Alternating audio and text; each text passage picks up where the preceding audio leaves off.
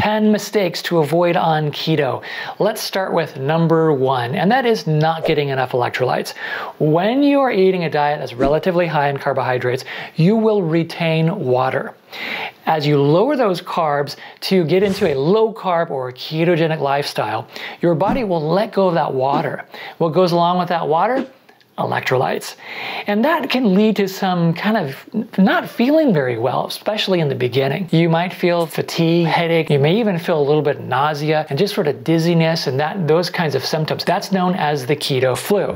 It is definitely more prominent and more prevalent in the very beginning. I went through that. I didn't know that there was a very easy fix. You don't have to experience those things, but I just thought you had to get through it. So I felt terrible. I had headaches. I had fatigue. It did go away. It did get better, but I could have avoided all that by just increasing my electrolytes. And the way you do that is by simply making your own electrolyte drink. I have a video on how to do that. I'll put that in the description. Or you can buy one. There's a lot of different brands out there. I have tried tons of them. The one that I like the most is from a company called Element. They have more electrolytes than pretty much any other brand and none of the sugars. It's very hard to find a sugar-free electrolyte drink. Theirs has no sugar, no additives, no preservatives, none of the stuff that you don't want. To me, it is the best option. It's the one I recommend. I'll recommend it to you. It's the one I would recommend to any of my clients. If you don't go with Element, just make sure you find one that doesn't have sugar. If you just one of those drinks each day and you'll feel fine. In the beginning, you can avoid the keto flu. Later on, as you get used to it and you adjust, you'll find that, especially if you're active, your need for electrolytes will be higher than usual, and it's very simple to address by those things that we talked about. Okay, number 2 is relying on or even using pee strips at all. Okay, this is sort of old news, but if you're new to keto, this might be new to you, and you might think that you've got to measure ketones when you first start and you got to use these pee strips. So the problem with that is when you start getting into ketosis more fully, your body is producing ketones. In the very beginning, your body isn't actually going to be using those ketones as much. So a lot of them will be peed out. So if you're using a pee strip to measure that, you'll see very high levels of ketones. Yay, that's awesome, it's working. But what will happen over time is that your body will actually start using those ketones, which is what you want. And so even though your body is making the same amount or even more, your body is using more. And when you go, you pee, you're peeing less of those ketones out. And when you measure with a pee strip, it's going to look like lower readings, or you're going to think, wait a minute, what's going on? I had more before. Why is it different now? Why is it lower? I've been doing keto longer. And you might think it's not working, and that would be incorrect. So that's the reason I say just avoid them, because they can be very confusing. Now, there are a lot of different ways to measure your progress on keto, and you really should. I have a video all about that. I'll put that in the description below. But the best thing to do if you want an accurate measurement is use a ketone blood meter. Okay, number 3 is having unrealistic expectations.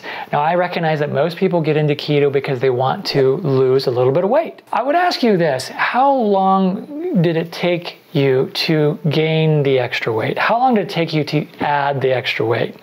And how much weight do you want to lose, and in what period of time? I will bet you that that period of time is a lot shorter than it took to gain the weight in the first place.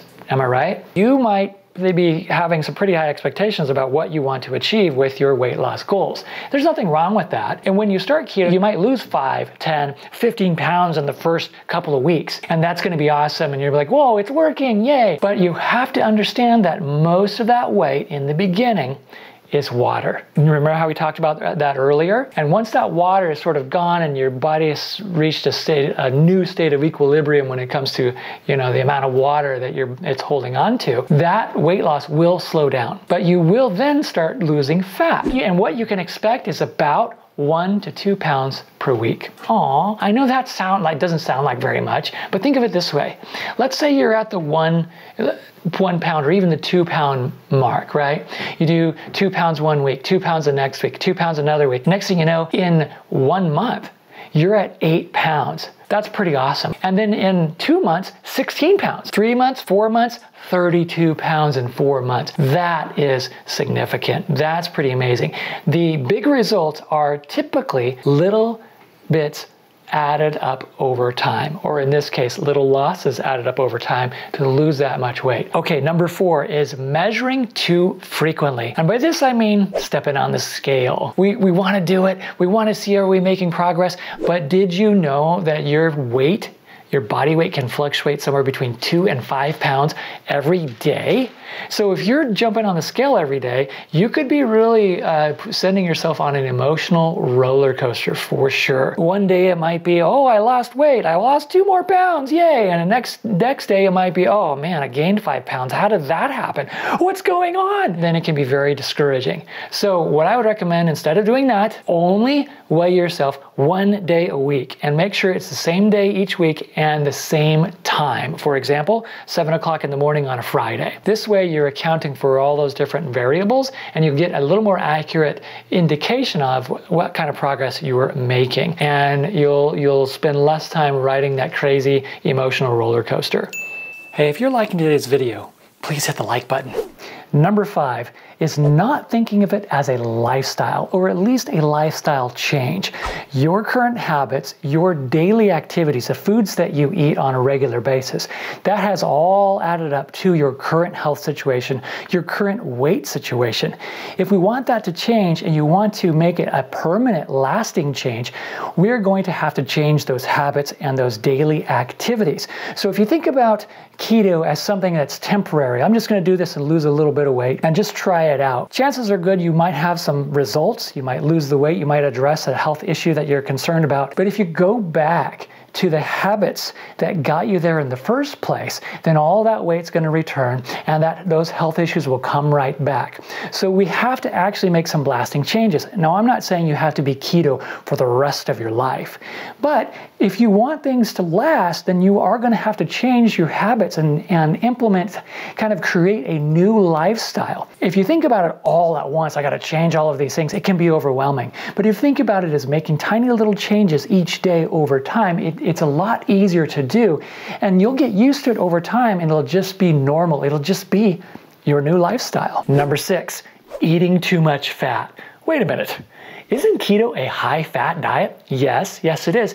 But it's high relative to the other foods that you're eating. So a high percentage of the total calories for the foods that you're eating or the meals that you're eating will come from fat. But we want to make sure that it's not so high that your body doesn't turn to the fat that's already there, like on your thighs or hips or wherever that fat is stored. We also need to remember that it's not the eating of fat that makes keto keto. It's not the eating of fat that gets you into ketosis. It is the lowering of carbs. We always have to remember it's the lowering of carbs so low that your body turns to fat for energy rather than, searching only for glucose or carbohydrates. And that brings us to number 7. Number 7 is not eating enough fat. Wait a second, you just said one of the mistakes could be eating too much fat. Now you're saying a mistake could be not eating enough fat? Yes, I did. How do I know how much fat to eat? Well, okay, let's stop right there. First, too many people are afraid to eat fat. People feel like it's not good for you. And the reality is that you need essential fatty acids. You need fat-soluble vitamins to be healthy. So don't be afraid to eat fat. How do we know how much to eat? Well, a general guideline is about 70% of all the total calories that you are consuming should come from healthy fats. That's kind of a general guideline for keto. You don't have to worry about how to measure that. Just follow this simple rule. Eat enough fat to get you from one meal to the next so you're not hungry. For example, let's say you eat breakfast at 7 o'clock in the morning and you normally eat lunch around 12 noon. You're gonna eat enough fat at breakfast so you're not hungry in those hours in between by the time you get to lunch. So if you find that you're getting hungry, say 9, 10, and you're feeling like, oh man, you just can't make it to lunch, that's your clue, that's your signal that you should add a little more fat to your breakfast meal. Likewise with lunch and dinner, same thing. after a while, you'll get so used to that, you won't even think about it. You'll just do it naturally. And when your body becomes really fat adapted, you won't even have to really worry about adding very much fat because it'll be so used to turning to the fat that's already on your body. You really won't have to worry about it. And that brings us to number 8. Number 8 is not doing your own research. Now, there's a lot of really good information out there about keto, but sadly, there's also a lot of not so good information out there. It's very important for you to learn to recognize the difference so you can follow the good information and stay away from the not so good and sometimes flat out incorrect information about keto so you can get the best results possible in the shortest period of time. And speaking of time, that brings us to number 9. Number 9 is not giving it enough time. We live in a push button, on-demand, instant download, overnight delivery society. And I'm not saying that's all bad, but unfortunately, our bodies just don't work that way. We want our bodies to work that way. We want to go to the gym and work out once and be in shape. We want to take a magic pill and correct all of our health issues. And that can lead to a lot of frustration because that just doesn't happen. What makes it more challenging is everybody's different. Some people can go on keto and wow, it looks like things are magic and things are happening so fast for them. And that could lead you to say, well, what about me?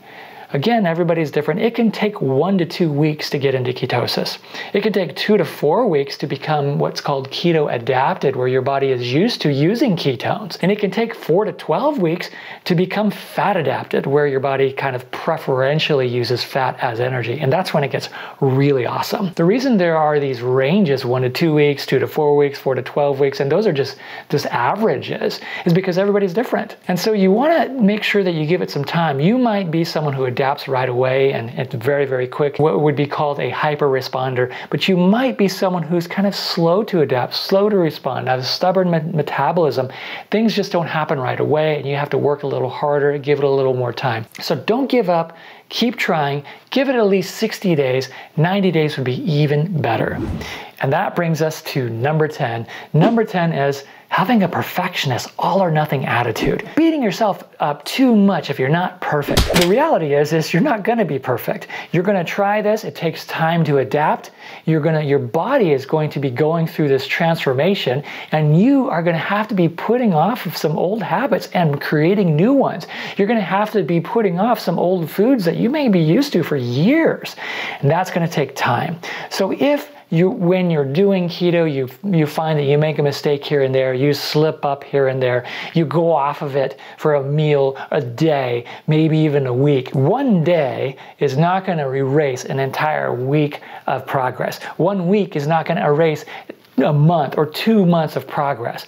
Stop, remind yourself as to why you were going to do keto in the first place, what you wanted to achieve by doing keto, and try again. Get back on it, keep trying, keep persisting. As you do that, it will get easier. Your body will adapt. You will create new habits and the results will come. Just remember not to beat yourself up when you make mistakes. Be kind to yourself and keep going.